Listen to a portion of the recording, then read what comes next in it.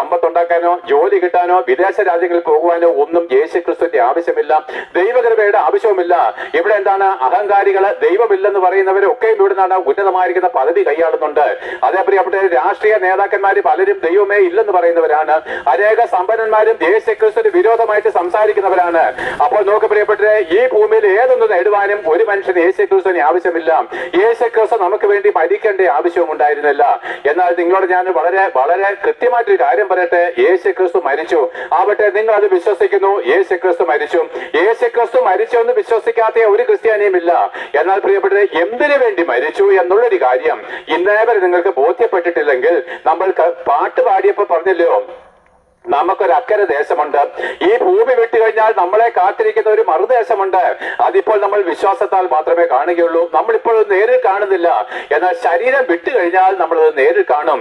എന്നാൽ പ്രിയപ്പെട്ടവരെ, ആ നിത്യരാജ്യത്തിലേക്ക്, ദൈവം വസിക്കുന്ന സ്വർഗത്തിലേക്ക് നിങ്ങൾക്ക് ഒരു പ്രവേശനം സാധ്യമായോ?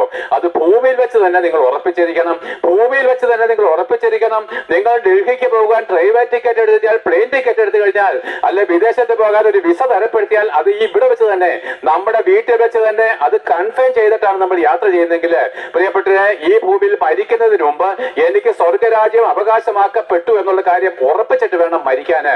പ്രിയപ്പെട്ട, അതിന് നിങ്ങൾക്ക് മനസ്സുണ്ടാകണമെന്നാണ് ദൈവം ആഗ്രഹിക്കുന്നത്.